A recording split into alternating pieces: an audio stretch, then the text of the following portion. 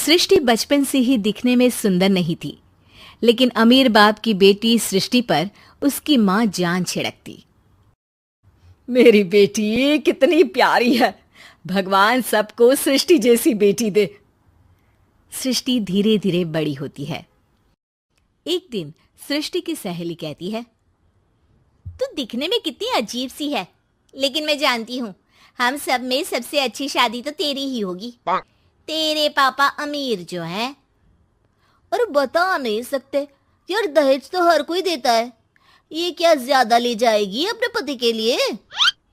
अरे बड़े शहर में कोठी है इसके पापा की। अरे पापा की है ना, कौन सी इसकी है? इसकी होती तब तो कोई भी लड़का इससे शादी कर लेता। अरे पापा की मतलब पापा की है तो मेरी ही है ना? किसने कहा? अब तेरी तो तब होगी ना जब तेरा भाई ना हो। वैसे भी शादी के बाद सारी प्रॉपर्टी भाई के नाम होती है। सृष्टि समझ जाती है कि उसे किसी भी हालत में माँ बाप की सारी प्रॉपर्टी को अपने नाम करना है, लेकिन कैसे? एक दिन सृष्टि का भाई शीनू कहता है, बहन क्या कर रही है? तुझसे एक बात करनी है। अरे हाँ हाँ करना, मैं तो तेरी बहन हूँ। बहन मेरी लाइफ में ना एक लड़की है, बहुत अच्छी है। मैं सोच रहा हूँ माँ और पापा से बात करूँ शादी के लिए। सृष्टि को समझ में आ जाता है कि भाई की शादी होते ही भाभी उसे एक दिन भी घर में बर्दाश्त नहीं करेगी। क्या बात है भाई, बताना कौन है वो? यार वो बहुत अच्छी लड़की है, पढ़ी लिखी है, मेरे साथ जॉब भी करती है। बस एक प्रॉब्लम है। प्रॉब्लम? क्या प्रॉब्लम है भाई? यार वो शादीशुदा है, लेकिन उसके पति ने उसे सिर्फ इसलिए छोड़ दिया क्योंकि उसके माँ बाप दहेज नहीं दे पाए। सृष्टि ये सुनकर न जाने क्यों खुश हो जाती है। अरे भाई तो क्या हुआ, लड़की तुझे तो पसंद है ना? शीनू को लगता है कि बहन उसे समझ रही है। वो इस बात से अनजान होता है कि उसकी बहन की मंशा पूरा घर हड़पने की है। सृष्टि अपनी माँ से कहती है, मम्मी मुझे तो बहुत चिंता है, पता है शीनू क्या कर रहा है? अरे क्या कर रहा है, वो तो काम पर जाता है और वापस घर आता है। नहीं ना माँ, वो यही तो नहीं कर रहा, बाकी सब कर रहा है। आपको पता है उससे प्यार है, और वो भी एक शादीशुदा लड़की से। हैं?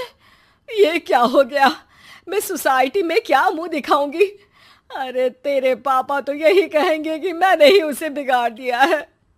माँ देखो, मेरी बात मानो, पापा पर भी विश्वास करने की जरूरत नहीं है। अब आप ही बताओ, पापा इतनी देर घर के बाहर रहते हैं क्यों? बोलो। अरे बेटा वो तो नौकरी करते हैं ना। तू बहुत भोली है माँ, पापा का ऑफिस तो 7 बजे खत्म हो जाता है, लेकिन देखो कितनी देर से आते हैं। अरे नहीं नहीं बेटा, ऐसी कोई बात नहीं है। सृष्टि माँ को एक औरत से बात करते पिता की फोटो दिखाती है। देखो माँ, कैसे हैं पापा? मैं ना कहती थी कि पापा सही नहीं है। मैं तेरे पापा से बात करूंगी, दे फोटो मुझे। ओ माँ, वो तो डिलीट हो गई। लेकिन चल, तूने तो देख लिया ना, पापा से बाद में बात कर लेना। और हाँ, मेरा नाम बिल्कुल मत लेना। हाँ माँ। अब क्या था, सृष्टि के माँ और पिता के बीच झगड़ा होना शुरू हो जाता है। सृष्टि के मन में क्या चल रहा था कोई नहीं जानता था। एक दिन, माँ सृष्टि के लिए एक लड़का देखा है, वो लोग शाम को उसे देखने आने वाले हैं। और हाँ माँ, एक खुशखबरी, मैं और पापा मिलकर एक नया बिजनेस ट्राई कर रहे हैं। शाम को लड़का आता है, सांवले रंग का। सृष्टि को तो बिल्कुल भी पसंद नहीं आता। लड़की की माँ कहती है, लड़की का चेहरा तो कोई खास नहीं, लेकिन अगर मेरे बेटे को आप लोग सेटल कर दें तो मैं उसकी शादी आपकी बेटी से करवा दूं। सृष्टि को लड़का बिल्कुल पसंद नहीं था। उसे भाई पर गुस्सा आ जाता है। लड़के वालों के जाने के बाद कहती है, माँ देखा, शीनू मेरे लिए कैसा लड़का लेकर आया, न दिखाने लायक न सुनने लायक, सेटल भी नहीं, वो भी हम करे। अरे माँ, मैं जानती हूँ ये मेरी शादी किसी भी घर में क्यों करवाना चाहता है। अरे कैसी बात कर रही है बहन? तूने तो देखा ना, लड़के को मैंने ही मना कर दिया तुझसे शादी के लिए।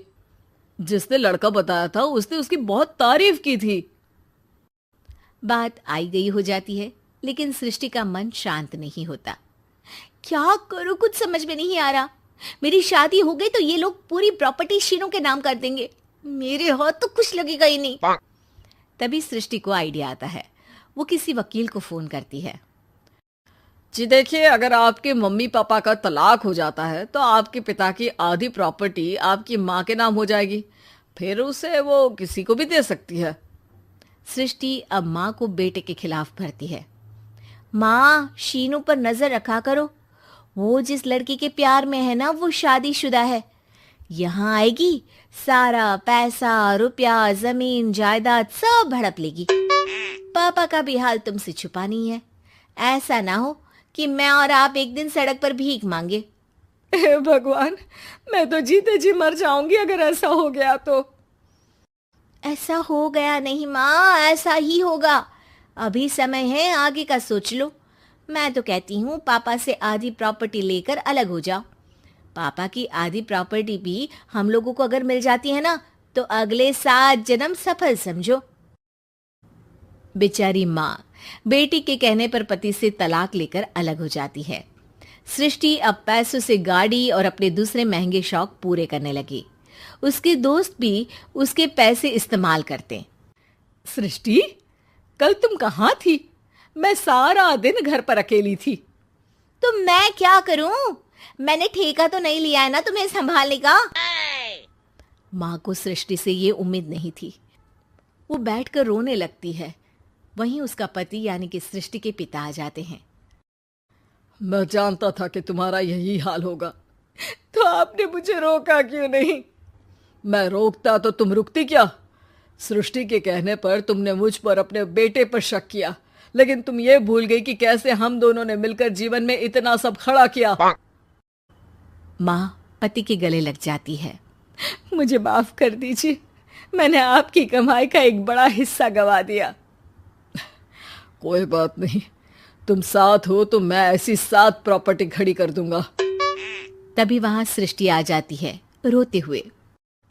माँ, मयंक ने मुझे छोड़ दिया। वो बोल रहा था जब तक मेरे पास पैसे थे तब तक ही वो मेरे साथ था। पापा, माँ, मुझे माफ कर दीजिए।